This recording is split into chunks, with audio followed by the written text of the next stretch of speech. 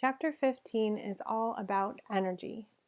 Energy is defined as the ability to do work or transfer heat and can be divided into two main categories. Potential energy is the energy that is stored, or energy of position. The potential energy that we're going to be talking about the most is chemical energy, and that's the energy that's stored in food that can be used as fuel. Kinetic energy is the energy of movement. There are a lot of different types of kinetic energy. For example, thermal energy is the energy of moving particles, which produces heat. The source of almost all the energy on the Earth is the sun, solar radiation being the main source of energy, but there is also internal heat and tides as well. We live in the biosphere, and the biosphere is a thin film of air, water, and soil where all life exists. Only a small amount of energy that enters the biosphere can actually be used to support life. In fact, 30% of all solar radiation is reflected back to space. 23% of it is used to power the water cycle, and less than 0.02% is actually used by plants in order to power photosynthesis. And photosynthesis is the process where you have solar energy that's being converted into glucose, which is the form of energy that we can use, but also oxygen. Here's a closer look at the process of photosynthesis. Photosynthesis produces oxygen and stores energy for all animals on the planet. Essentially, it takes carbon dioxide and water in combination with energy from the sun in plants and produces glucose, which is a type of sugar, and oxygen as well. There are two main classifications of reactions that can exist in terms of energy. An exothermic reaction is a reaction that releases heat and energy to the surroundings. Typically, those reactions feel hot to the touch. An endothermic reaction absorbs heat energy from the surroundings and feels cool till the touch. A classic example of an endothermic reaction is when you use one of those ice packs and you break it up and it starts to feel cool. It feels cool because it's sucking in all of the heat from the surroundings. Here is a list of some common endothermic and exothermic reactions.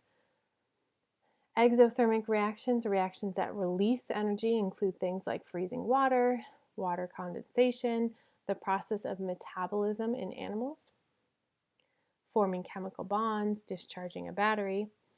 And some types of endothermic reactions, reactions where you have to put energy into them, include melting ice, evaporating water, the process of photosynthesis in plants, remember that takes energy from the sun, the breaking of chemical bonds, in charging a battery.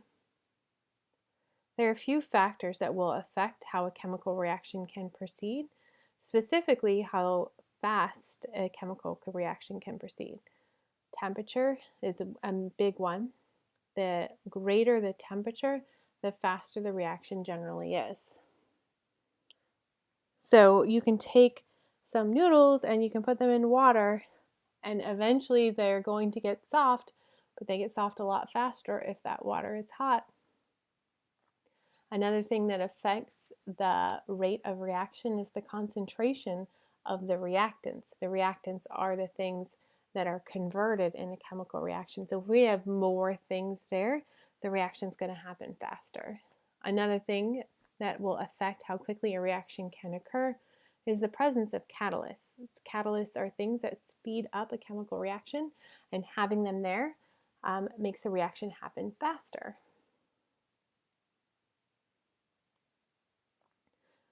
One of the important laws that can't be overlooked when we're talking about energy is the first law of thermodynamics. And the first law of thermodynamics says that energy cannot be created or destroyed. It's only transferred into different forms. And when energy is transferred or converted into other forms, it's important to understand that there's always going to be some energy that's lost as heat. The first law of thermodynamics is also known as the law of conservation of energy. So the example here, this person is intaking food in the form of chemical energy. That includes things like carbohydrates, fats, and other things. When the person eats the food, the body converts that sugar, the glucose that we talked about before, into ATP. ATP is a molecule that the body uses as energy currency. It powers chemical reactions. And all throughout this process, there's energy that's being lost as heat as well. The second law of thermodynamics is a little bit more complicated.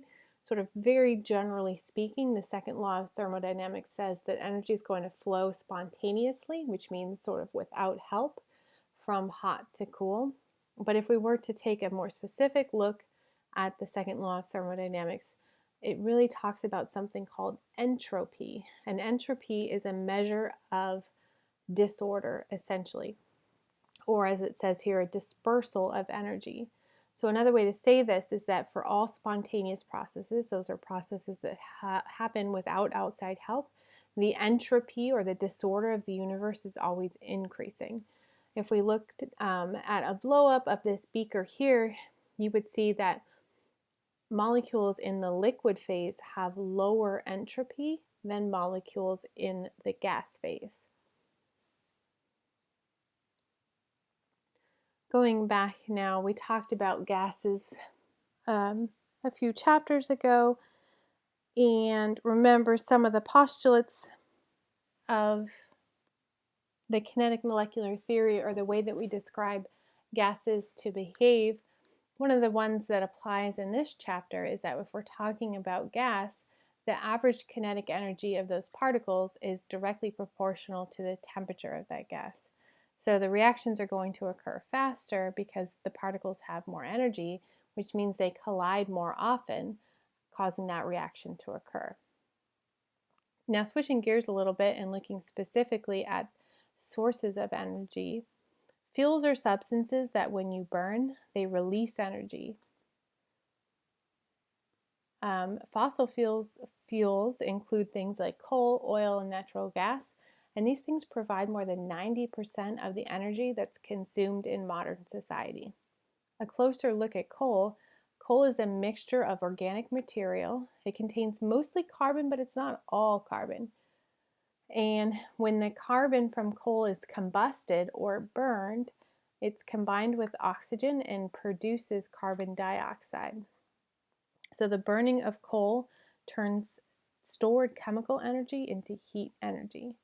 Coal is abundant and the most plentiful fossil fuel that exists. However, it's hazardous to obtain and inconvenient to use, largely because of its solid nature. We can look at coal. Coal is often ranked by the carbon content from peat to anthracite, and the energy that's obtained from these different compounds is roughly proportional to the carbon content. So anthracite has a much greater carbon content. It's going to produce more energy. A lot of coal contains sulfur that when combusted produces sulfur dioxide, which we know is can contribute to particulate matter, but more specifically can also contribute to acid rain.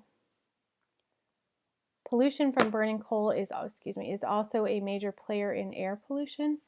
So when we burn coal, we produce carbon dioxide. Carbon dioxide gets in the atmosphere and acts as a greenhouse gas, helping to trap energy around the sun. Coal burning power plants use coal to generate electricity.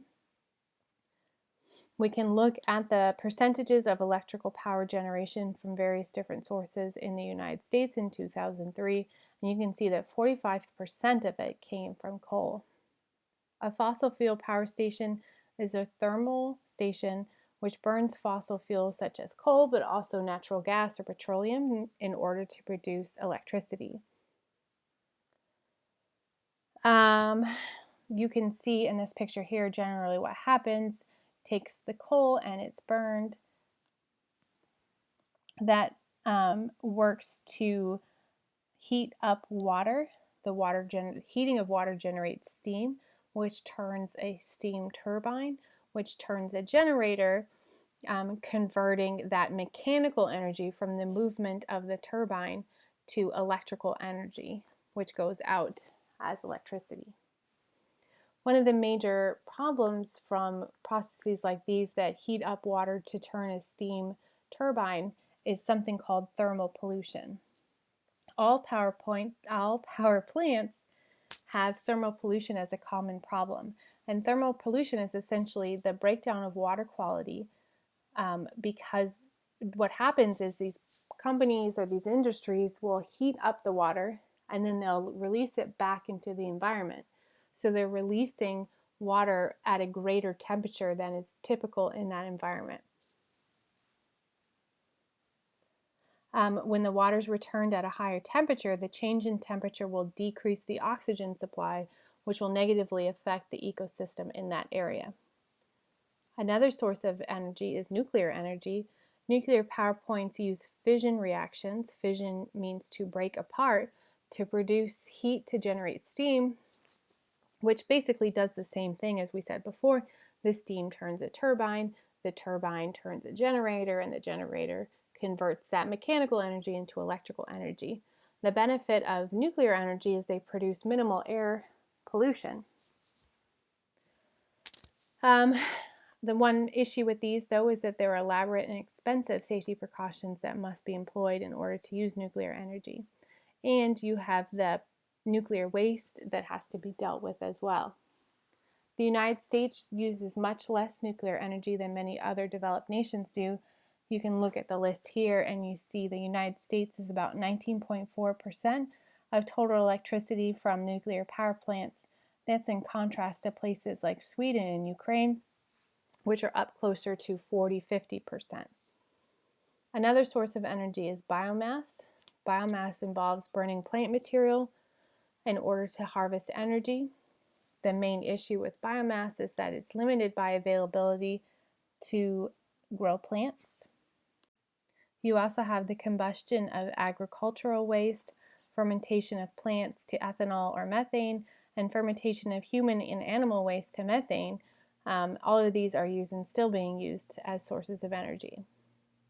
Another possibility as a source of energy is hydrogen.